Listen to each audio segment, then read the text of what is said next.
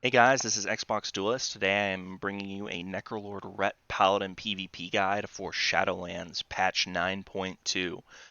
With patch 9.2, we saw the reintroduction of tier sets to the game. Uh, as of yesterday, I forget what it's called, but essentially the we'll call it the catalytic converter that lets you change your otherwise normal raid and rated PvP armor into their associated tier versions. So yesterday I converted, I think I did gloves. I converted my PvP gloves into a tier piece, and got my 4 set. So, pardon me.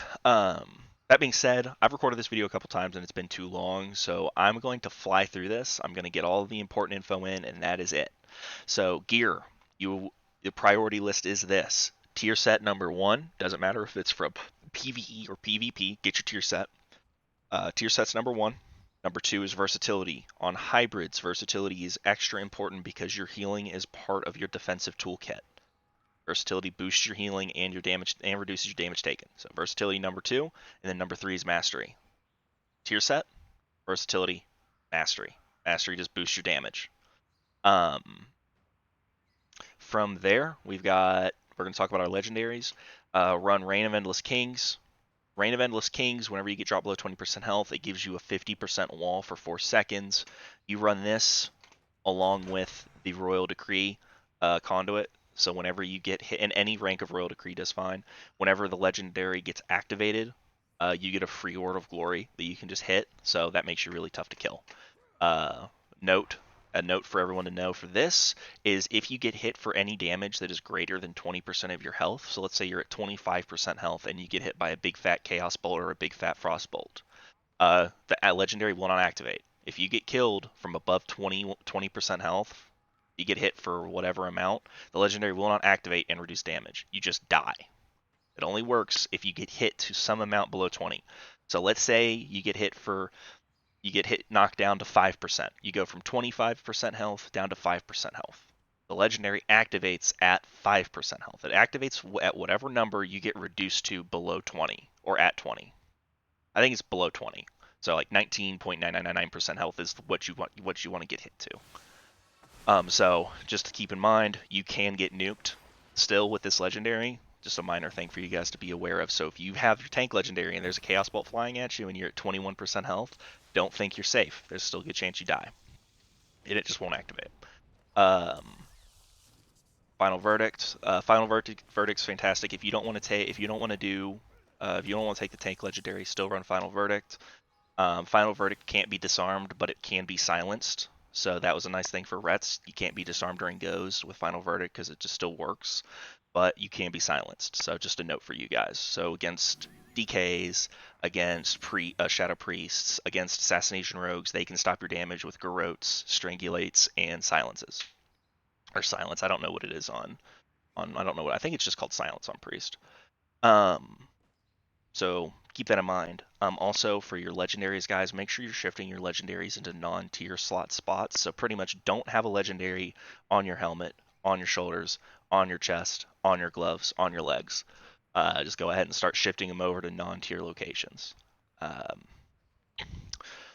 think we've gone over gear pretty well. Aegis, I highly recommend every Ret Paladin take Aegis if you're running into purely like a physical comp. Let's say you're running into, just off the top of my head, let's say you run into Arms Hunter or BM BM Outlaw, something that's all physical damage. Aegis won't do a lot for you, so just run an emblem. But I do think a defensive trinket is very worth this patch. So let's talk about our Covenant now. You're a Necrolord Paladin, so you're going to be running Plague Divisor Marilith with the Righteous Might Conduit. Keep in mind this conduit does get its damage reduced in PvP conduit and PvP combat. So right now, mine does 9,700 damage, and my Templar's Verdicts do 6,800 damage. But in PvP combat, Vanquisher's Hammer gets reduced quite a bit. It gets reduced by about 3,000, so it's pretty much a Templar's Verdict at that point. So just keep that in mind. Ooze's Frictionless Coating, Shielding Words, Truth's Wake. You really want to run Truth's Wake right now simply because we're getting our Wake of Ashes reset quite a bit by the 4 set. So that conduit gains a lot of value. I did submit a bug report yesterday because I do believe Truth's Wake is bugged in PvP combat and to some degree PvE combat. It is not ticking as hard as it should in PvP, even after factoring in for double versatility reduction. Um, which that's a bit of a mathy thing, and trying to keep this video short. Just understand there is a chance, like it's even after calculating for the dot. So Wake of Ashes gets reduced by versatility on PvP, but then there's a dot applied. Even if that dot, because where Truth's Wake is a percentage of Wake of Ash, it's already been reduced by versatility, technically. But then, even if we calculated for Truth's Wake also getting affected by verse, it's still doing less damage than what it should. So there's something. I think there's something wrong with the conduit right now. Submitted the bug report, and today when I hopped on, it seems to be operating normally. So hopefully that they fixed it. I doubt they fixed it that quickly. My game could have been bugged. There could have been something going on my end. But with that being said, Truth's Wake is fantastic. Golden Path, it's just free healing. Drop your Consecrate, fight in your Consecrate, get free healing. If you get stunned while you're in your Consecrate, that combined with Ooze's Frictionless Coating, Golden Path, and your Take Legendary, you can live a lot of stuns. This lets you be greedy, whereas normally you couldn't be as Rat Paladin because you're a little bit thin, a little bit uh, papery, if you will, a little bit glassy. Templar's Vindication, just fantastic little boost to Templar's Verdict damage. And then Royal Decree. If you're running Take Legendary, run Royal Decree. If you're not running that, run Pure Concentration. Warlocks and Priests are really prominent right now. Warriors are as well. This conduit reduces the fears, while Concentration Aura by default reduces silence and interrupts. So that's pretty nice. So from there, we talked about PvP. Let's talk about our talents. A quick note though, Vanquisher's Hammer, for those of you who are not aware, it causes your next Templar's Verdict to trigger a Divine Storm. With the Necrolord Legendary, it will cause your next 2 Templar's Verdicts to trigger a Divine Storm, so just a lot of free damage, and it gives you an extra charge of Vanquisher's Hammer, so that's 4 free Divine Storms, pretty much. Yeah, so from there, let's look at our talents. Also, an important note, as I want to talk about later, those Divine Storms that get triggered have a chance to proc Divine Purpose. There was a bug at one point, and I submitted, and you guys can look back at patch notes from way back when. There was a bug where if your Templar's Verdict procced Divine Purpose, and then your Divine Storm went off from Vanquisher's Hammer, Divine Storm was consuming the Divine Purpose.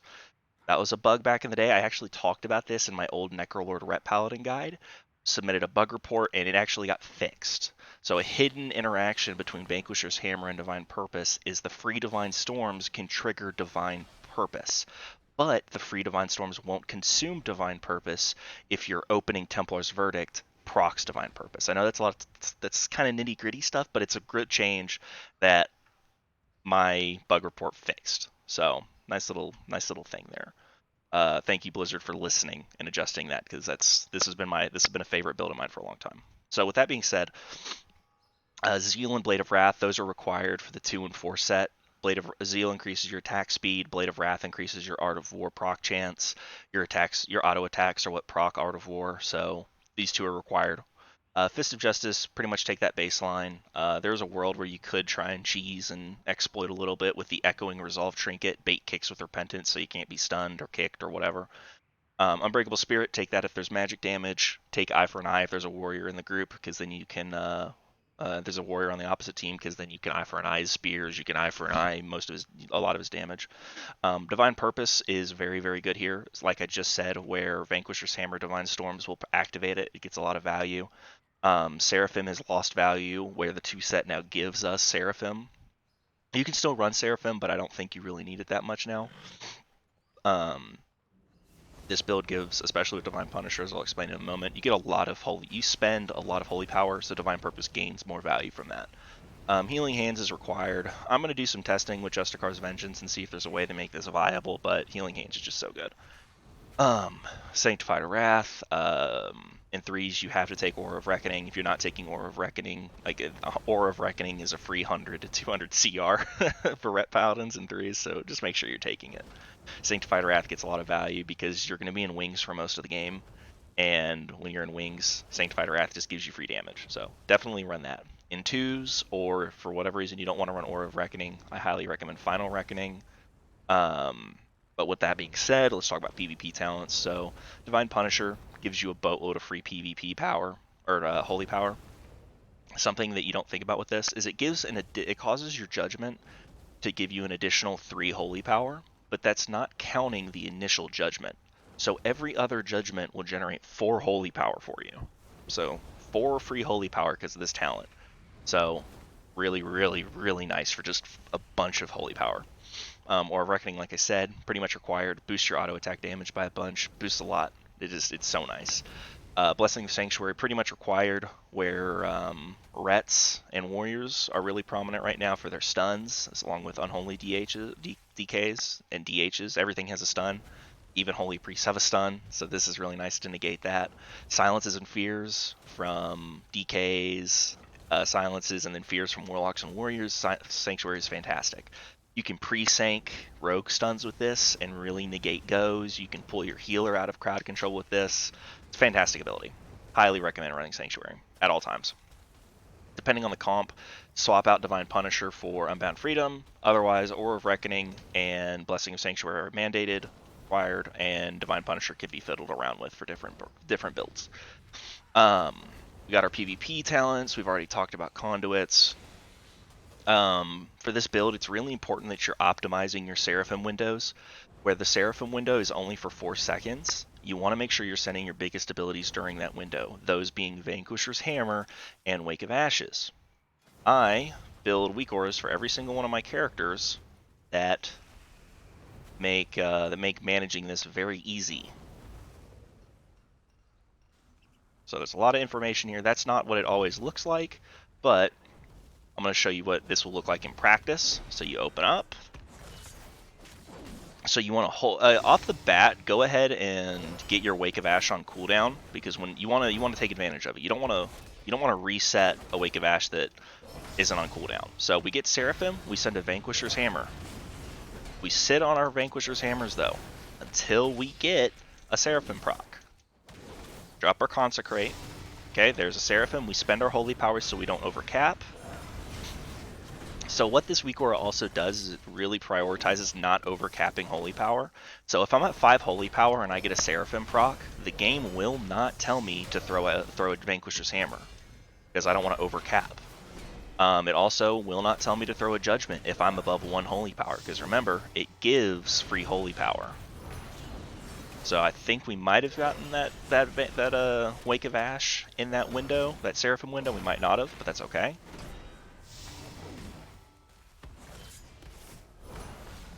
We just keep on chugging. I think I am going to change the order. I want to make sure my Wake of Ashes are getting hit during the Seraphim window.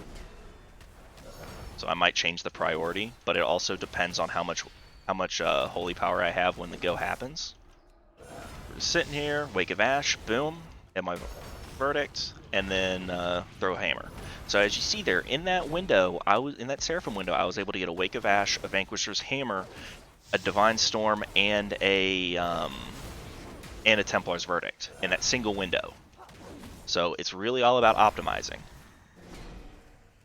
and not overcapping your holy power. Do not overcap your holy power. Also, it's very important that you're not hitting your Templar's Verdicts every single time you get 3 holy power. You want to sit on it, because if you don't have any procs on anything, it's not worth it. You don't want to waste power. Because think about it, if you hit your Templar's Verdicts every time you get up to 3 holy power, you're going to you'll run out of cooldown. Like your Judgment, your Blade of Wrath, or Blade of Justice, and your Crusader Strike, they won't be off of cooldown. So even though you get up to 3 holy power, you want to sit on it for a second. So like as you saw in that go, I was able to get a Templar's Verdict, a Divine Storm, a Wake of Ash, and a Vanquisher's Hammer off in a single Seraphim window. So that's just massive, massive free damage. So Make sure you're not overcapping your. Don't overcap your holy power. That's healing you're losing. That's damage you're losing. Um, your priority should be don't overcap. Hit your Wake of Ashes. Hit your Vanquisher's Hammer. So the way weak auras work, so you could set your weak auras to like not activate if something else is or isn't off of cooldown, or you can order them by where they are on this list. So what shows up in front is at the bottom of the list. So technically, my Vanquisher's Hammer and my Templar's Verdicts, because these are just different scenarios when the Templar's Verdict should activate. Um, but make sure the ones you want to be using first are at the bottom, and the ones that you want to be showing up last at the top. So